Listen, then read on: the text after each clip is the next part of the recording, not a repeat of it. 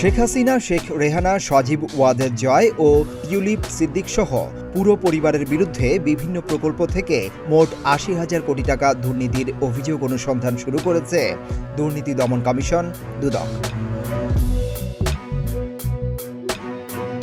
মঙ্গলবার দুদকের মহাপরিচালক মোহাম্মদ আক্তার হোসেন সাংবাদিকদের এই তথ্য জানিয়েছেন।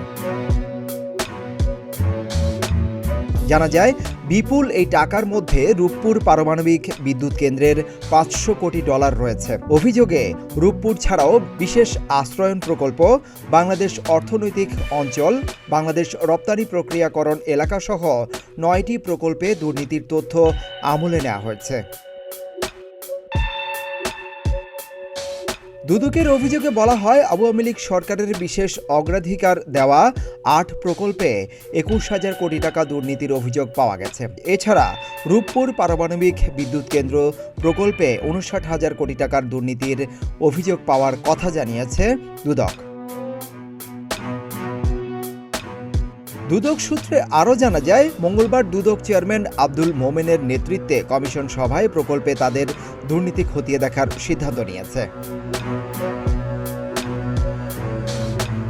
এর আগে গত ১৫ ডিসেম্বর রূপপুর পারমাণবিক বিদ্যুৎ কেন্দ্র প্রকল্পে সাবেক প্রধানমন্ত্রী শেখ হাসিনা ও তাদের পরিবারের সদস্যদের $৫ বিলিয়ন দুর্নীতির অভিযোগ তদন্তে দুদকের নিষ্ক্রিয়তা নিয়ে রুল জারি করেন হাইকোর্ট। বিচারপতি ফাহমিদা কাদের ও বিচারপতি মুবিনা আসাফের হাইকোর্ট বেঞ্চ এই রুল জারি করেন। আদালতে রিটের পক্ষে শুনানি করেন ব্যারিস্টার শাহেদুল আজম তমাল। এর আগে ৩ সেপ্টেম্বর এই অভিযোগ অনুসন্ধানের নির্দেশনা চেয়ে হাইকোর্টে রিট করেন জাতীয়তাবাদী গণতান্ত্রিক আন্দোলনের চেয়ারম্যান ববি হাজ্জাজ।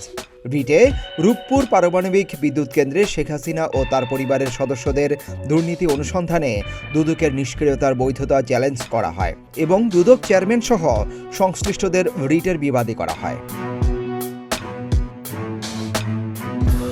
সিদ্দিকুর রহমান রুমন, প্রতিদিনের বাংলাদেশ।